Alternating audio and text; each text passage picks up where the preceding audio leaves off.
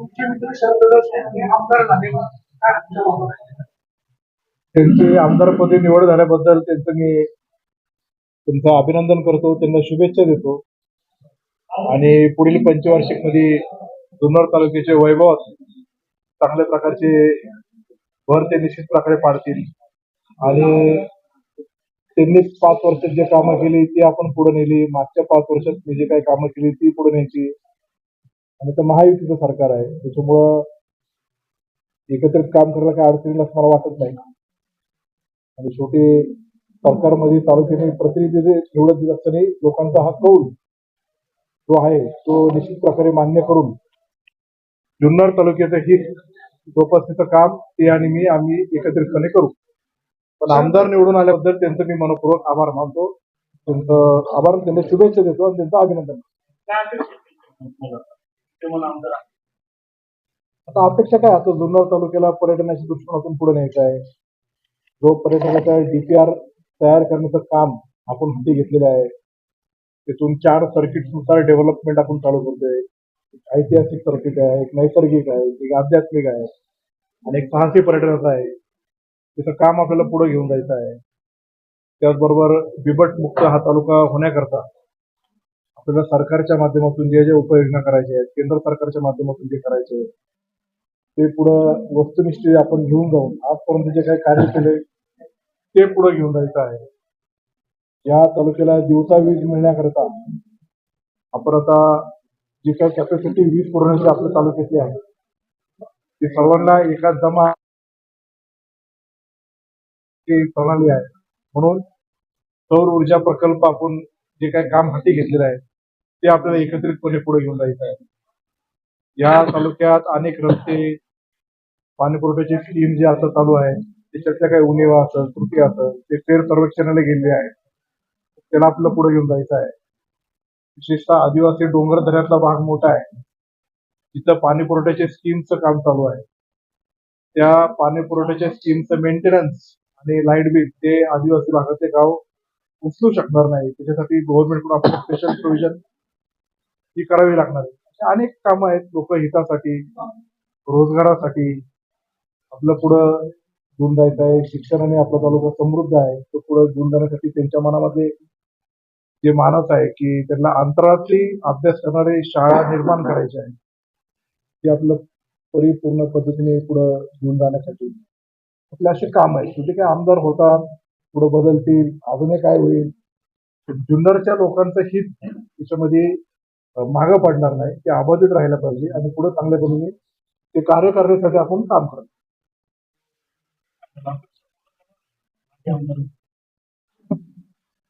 बघा, कुठेतरी आम्ही जे असतो ते जनतेची सेवा करतो. आम्ही एकमेकांच्या अपेक्षा पूर्ण करायला आमदार झालो. आम्ही जनतेच्या अपेक्षा शिवभूमीची अस्मिता महाराष्ट्राच्या पटलावर कोणत्याही परिस्थितीमध्ये हा मॉडेल तालुका व्हायला पाहिजे. विकासाचा सर्वात जे शिखर व्हायला पाहिजे या दृष्टीने आम्ही सगळी मंडळी प्रयत्न करतोय. त्या दृष्टीने मी आपल्याला एक गोष्ट आजच अनाऊन्स करतो की ते माझ्या मनामध्ये ही गोष्ट माझ्या घेतलेली होती की उद्या 4 तारखे परवा 5 तारखेला मुख्यमंत्र्यांची शपथ होती. आपल्या सर्वांना कल्पना आहे ती तयारी चालू आहे.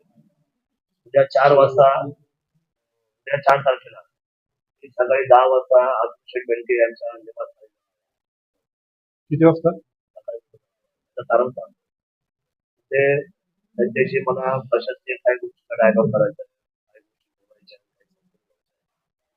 आणि जे काही काम या तालुक्याची मागची राहिलेली आहे कारण बऱ्याचशा गोष्टी मला अजून उलगडलेल्या नाहीत त्या माहिती नाही.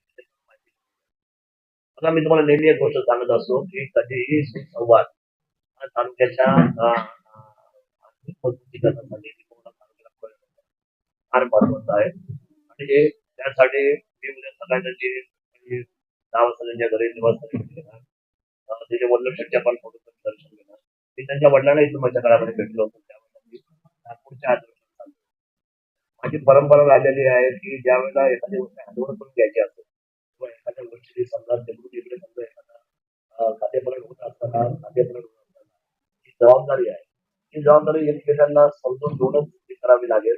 त्यामुळे माझ्या मनामध्ये कुठल्या पद्धतीची अशी भावना जी आहे ती अतिशय म्हणजे सकारात्मक आहे की आपल्याला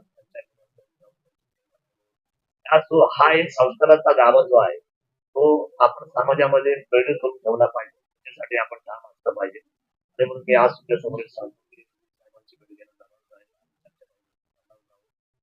आहे. आहोत कारण हा तालुका तसा बाकी इतर तालुक्यापेक्षा फार वेगळा तालुका आहे. या तालुक्याला महाराष्ट्राचे मुख्यमंत्री वर्षातून एकदा येतात. त्याला फार मोठा राजशिष्टाचार आहे. यशवंतरावांनी या तालुक्याला शिवनेरीला डोळ्यासमोर ठेवूनच महाराष्ट्राच्या बलशाली महाराष्ट्राचे पाहिलेलं आहे. त्यामुळे या तालुक्याची फार मोठी नैतिक जबाबदारी आमच्यावर आहे. आम्ही सगळी मंडळी एकत्रपणे काम करू. कोण जिंकलंय कोण पडलंय हे फार महत्वाचं नाही. पण काही काळ असतो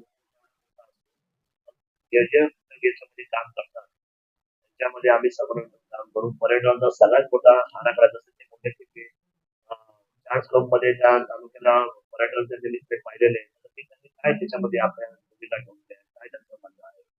शेवटी हा फार एकदाच होणारी हा कष्ट आहे हा एकदाच होणारी घटना आहे. वारंवार तुम्हाला तालुका मांडता येणार नाही पर्यटन. त्यामुळे जे काय करायचं ते एकत्रपणे बसून केलं पाहिजे. त्यामुळे त्यांनी जे काही गोष्टी मांडलेल्या आहेत आणि मला काही गोष्टी विज्ञान अंतराळ आणि स्पेसच्या बाबतीमध्ये बोलून ते होते की नवीन आपल्या मुलांना शिक्षक होते आपल्या भारतात त्यासाठी आपण सगळे एकत्रपणे सांगत तसं बसून काही गोष्टीचा डायलॉग अर्धा तासात झाला की मला 5 तारखेला मुंबईच्या दिशेने जाता येईल. तर मी ठरलो होतं की ज्या दिवशी मुख्यमंत्र्यांची शपथ आम्हाला बोलून द्या त्याच्या आजच्या दिवशी आपण दर वेळेप्रमाणे त्यांना फोन करायचा त्याची वेळ घ्यायची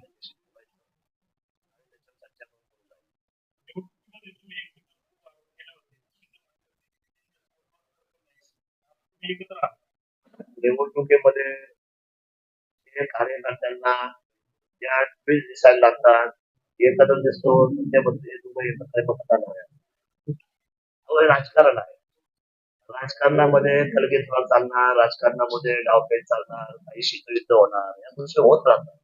राजकारणाच्या सगळ्या गोष्टी सगळ्या मनावर घ्यायच्या नसतात आणि त्यामुळे या तालुक्याला जे विचाराने समोर ठेवणं ही आपल्या सर्वांची जबाबदारी आहे. जे झालं ते गंगेला मिळावं त्याच्यावर आपण चर्चा करण्यामध्ये अडचणी आपल्याला पुढे नेण्याचे सर्व त्यामुळे आपण एकत्र पुढे निघू. तुम्ही सुपरकोटीचा दावा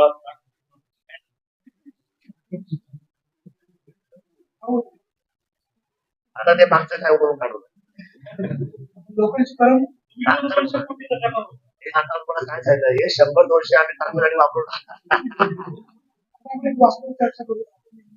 संस्कार संस्कृतीच्या शिक्षक तुम्ही मध्ये मागचं झालं गेलं भाषणामध्ये एकमेकांवर टोमणे मारण्याची एकही संधी सोडत नाही.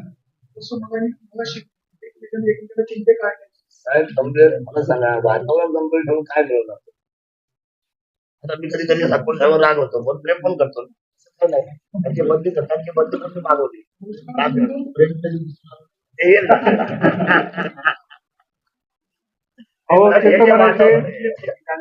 ते म्हणायचे या तालुक्यात एकतर सातपुते राहतील तर थोरं राहतील दोघं आली असं आहे मी गेम चेंजर माणूस आहे. मी कधी काय बोलणार आणि कधी काय काय असं तुला गमत सांगतो. वातावरण जे असतं ना त्या वातावरणाच्या तुम्हाला सांगा मी उन्हाळ्यामध्ये स्वेटर घालाल का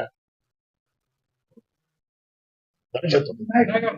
त्याचं कारण निसर्गाने काय शिकवलंय जसं वातावरण असेल तसं आपल्याला नाही कार्यकर्त्यांनी काय बोल काय नाही कार्यप्रणालीवर सातपुते साहेबांना आम्ही उदय खडक पकडतात त्याचं कारण सध्या आमच्या दोघांचा अजेंडा तोच आहे की आमच्या दोघांना वैयक्तिक काय मांडवले उद्या ते म्हणतात की दादा बरोबर या मला करायचं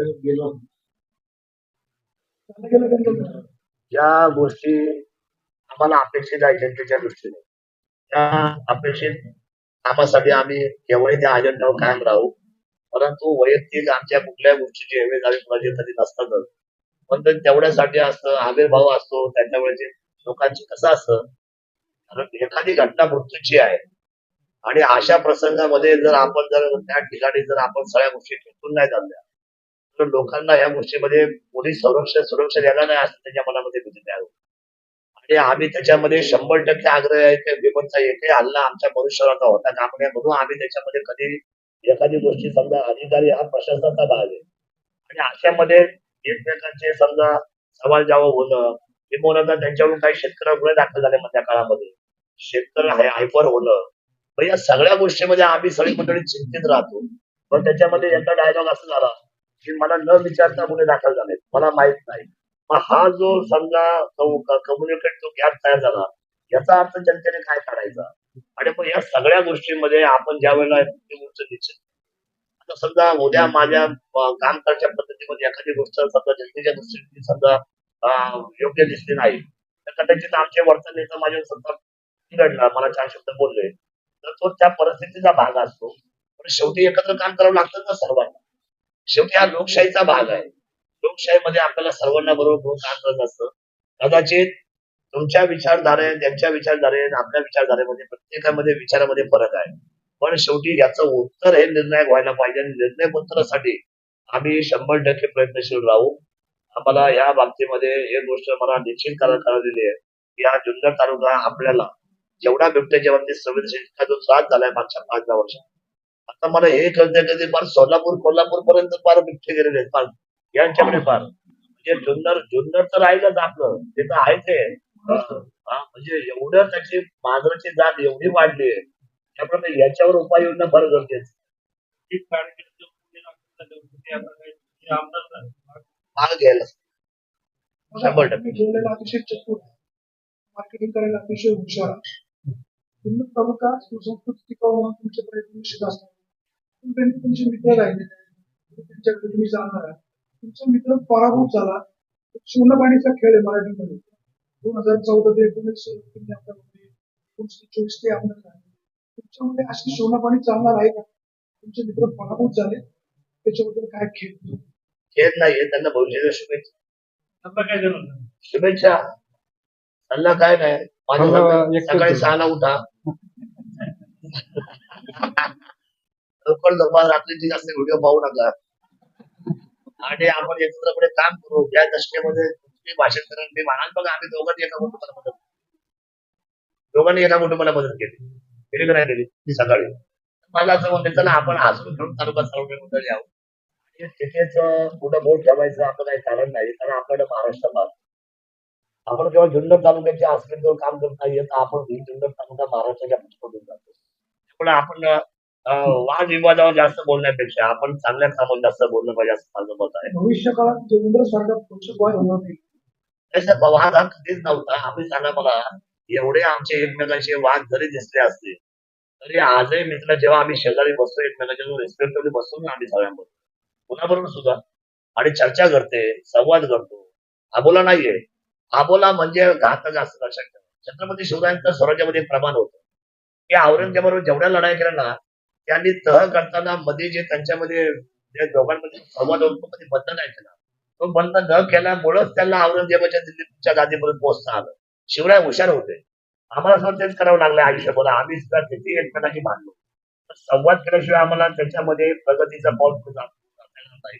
शेवटी तालुक्यामध्ये प्रत्येकाला मानणारा प्रत्येकाचा एक वर्ग आहेच का नाहीये, प्रत्येकाला मानणार आहे. त्यामुळे त्या सगळ्या घटकांना बरोबर घेऊन आपल्याला काम करावं लागेल. जुन्नर ही आमची पहिली प्रायोरिटी आहे. जुन्नर सुद्धा आम्हाला दुसरं काही सुचत नाही, दिसणार नाही. आम्ही एकत्र काम करू. आमच्याबरोबर काम करावं. माझ्या कार्यकर्त्यांनी माझ्याबरोबर आतून जाऊ नये, आतून त्यांच्या कार्यकर्त्यांनी माझ्याकडे येऊ नये. भाऊ कुमार तिथंच काम करावं, ते काही बसलेले आहेत. महायुती आहे, त्यामुळे आमचे मित्र आहोत ना आम्ही एकमेकांचे, तेच चांगले आहेत. महायुती आहे, तुम्ही आणि कुलबेनके एकत्र दिसतात, अशा काही गोष्टी सोबत कधी दिसतात काय दिसते आताशी आम्ही मुख्यमंत्री शपथ व्हायची. उद्या देवेंद्रजी समजा मुख्यमंत्री झाले किंवा एकनाथ शिंदे झाले, कोणी एक झाले, मग त्याच्यामध्ये किती 3 जणांचा शपथ घाबरत नाही. आता तर मला असं कळतंय काही महत्वाचे 10-12 मंत्री आणि 2 तुमचं व्हायला पाहिजे ना उद्या. हे आता प्रयत्न चालू आहे. मी प्रयत्न करताय. चला आपण जाऊ ना. तुम्ही त्यांना काय सल्ला देणार? मी सल्ला तुमच्या सांगण्यावरून देणार नाही. आम्ही जेव्हा एकटीत बसू तेव्हा मी त्यांना एकट्यामध्ये सल्ला आता देईन उद्या भेटणार आम्ही 10 वाजता. आणि त्यांनी जो मला सल्ला दिलाय त्याचं मी पालन करेल. मी अजून दोघांनी काम करेल आणि व्हिडिओ तयार करू नका, मी व्हिडिओ पाहणार नाही.